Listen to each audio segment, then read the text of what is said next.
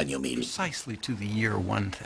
Así que sabemos que los vikingos llegaron por lo menos hasta Terranova y probablemente más lejos hacia el sur. Los intentos de colonización americana de los groenlandeses fracasan. Se estima que el asentamiento de Terranova duró solo una década. Pero 500 años antes de que Colón llevara a cabo su gesta, los vikingos unieron los hemisferios oriental y occidental. Tras pasar un invierno en Terranova, Leif Erikson regresa a Groenlandia. Introduce algo nuevo entre los colonos. Con las mismas herramientas que construyen los barcos, fabrica las rústicas cruces de una nueva religión. Decidieron convertirse. Leif Erikson fue a Noruega y el rey le pidió específicamente que llevara el cristianismo a Noruega y cristianizara las colonias groenlandesas, y él lo cumplió debidamente. A medida que los vikingos extienden su influencia, el mundo exterior empieza a afectarles. Sus jefes consideran el cristianismo como un modo de unificar a los vikingos, con el objeto de tener más poder sobre ellos. En la aurora del siglo XI, 200 años después del ataque de Lindisfarne, los hombres del norte siguen sin tener un solo rey, ni sentido de la solidaridad. El cristianismo es un motivo de unión. Pero los vikingos cristianos han de enfrentarse a veces a la resistencia de sus vasallos paganos, la resistencia a abandonar a sus antiguos dioses. Los reyes se inclinaron hacia el cristianismo porque les convenía, les servía para consolidar su poder y empezaron a imponérselo a su pueblo, lo que causó muchos conflictos. A la gente no le gustaba, les daba miedo, no querían abandonar sus viejas tradiciones. A la isla acudieron algunos misioneros cristianos que convirtieron a unos pocos. Pero había muchos escépticos, y en una ocasión decidieron hacer una prueba con sus deidades paganas, con el representante de esas deidades, que se conocía como Berserker, un hombre que estaba loco, por decirlo de un modo agradable. Y los misioneros cristianos les desafiaron. Les dijeron: vamos a encender una hoguera y vosotros encenderéis otra. Si el Berserker atraviesa vuestro fuego pero no puede atravesar el nuestro, entonces sabremos que el paganismo ha vencido. Es casi como un duelo del Antiguo Testamento. La historia cuenta que el Berserker llegó, pasó con facilidad sobre el fuego de los paganos, pero no pudo atravesar el fuego de los cristianos. Así vieron todos que el cristianismo era la religión verdadera y se convirtieron.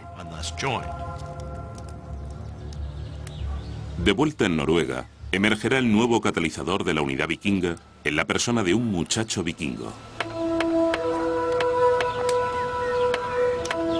Harald Hardrada es el hermanastro del rey Olaf de Noruega y su heredero aparente.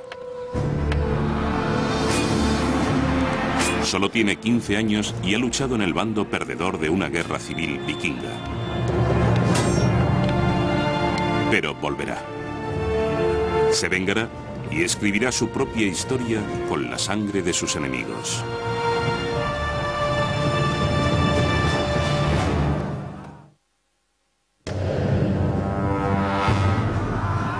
Los vikingos se extienden por Europa como una plaga asesina.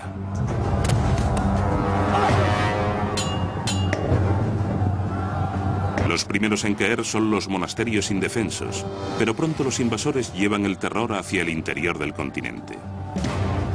Al final, los vikingos acaban luchando entre ellos. Noruega está inmersa en una guerra civil. En 1030, las fuerzas leales al rey danés Canuto el Grande se enfrentan con la del rey noruego Olaf en la batalla de Stiklestad.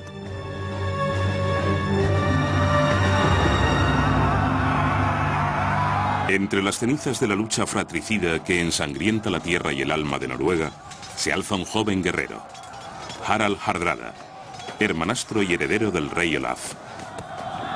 A mediados del siglo XI, cuando Harald se hace adulto, desarrolla la ambición de guiar y unificar a Noruega. Pero primero tiene que adquirir el poder para llevarlo a cabo. Harald era un personaje interesante.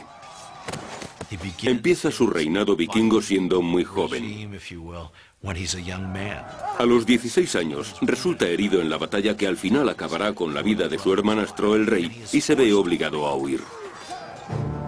Harald Hardrada se enfrenta al exilio en las tierras lejanas del norte.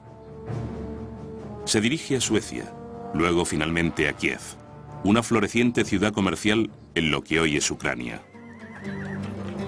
En 1031 sigue la ruta de los vikingos suecos, que habían establecido centros de comercio en los 2 siglos anteriores para acceder a las exóticas mercancías de Oriente. Los suecos llegaron como salvajes saqueadores, pero se quedaron para convertirse en mercaderes cosmopolitas. Mediante el comercio, Kiev conecta el mundo escandinavo con el extenso universo de Oriente, un aspecto que no pasa desapercibido para Harald. Cuando se encuentran tesoros de esta época, hay monedas de todo el mundo.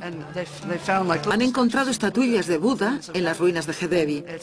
Tales eran los contactos de ese pueblo. Eran más importantes como comerciantes que como saqueadores. Es en esta encrucijada de cultura y comercio donde Harald se da cuenta de que sin un mercado para su botín, su poder es limitado. Una lección que pronto pondrá en práctica. Los vikingos llevaban viviendo del comercio cientos de años. Cuando saqueaban un monasterio y cogían un montón de copas y manuscritos, no se los llevaban a casa. ¿Para qué les servían? Tenían que ir a otro sitio y cambiarlos por algo que les interesara. Pero las mercancías materiales son solo una parte del comercio. Los vikingos también comercian con carne humana. Como tratantes de esclavos, comercian con los hombres y mujeres que capturan en sus incursiones. En esa época las mujeres morían al dar a luz en porcentajes muy altos, así que había una demanda constante de suministro de mujeres. Capturaban a las chicas, se las llevaban para violarlas y luego las transportaban a mercados de esclavos donde las vendían. Pero a pesar de las lecciones económicas de Kiev, Harald no había llegado tan lejos solo para probar fortuna con el comercio. Su corazón de vikingo le latía con fuerza. También tenía que vestir el manto de guerrero y aprender las destrezas que le harían rey. Hacia 1038, Harald ha ganado confianza y está hambriento por un botín. Es el jefe de una fuerza de élite de mercenarios vikingos. Combate insurrecciones por todo Oriente, a sueldo de gobernantes extranjeros, acumulando riqueza y poder mientras se prepara a regresar a Noruega para apoderarse de la corona. En Sicilia, Harald demuestra su legendaria creatividad. El mandato militar de Harald no se caracteriza por una especial valentía, sino por una avezada astucia. Una importante virtud vikinga es que vale más actuar con habilidad que partirle la cabeza a la gente. Una de sus tácticas era que cuando llegaba a una ciudad y la asediaba, hacía que capturaran a los pájaros que entraban y salían de ella y les ataba una ramita ardiendo, untada en brea, antes de volver a soltarlos. Los pájaros volaban de regreso a sus nidos, entre la paja de los tejados, y la ciudad se prendía fuego. Entonces tomaba la ciudad. En la saga del rey Harald, el historiador islandés del siglo XIII, Snorri Sturluson, describe la efectividad del plan para conquistar Sicilia. Entonces, toda la gente salió de la ciudad implorando misericordia. La mismísima gente que había estado gritando durante días insultos desafiantes contra el ejército y su jefe. Harald perdonó la vida de todos aquellos que suplicaron clemencia y se apoderó de la ciudad. Después de 15 años, el astuto Harald se ha hecho con la reputación y la fortuna que necesita para reclamar su derecho legítimo a la corona de su patria dividida.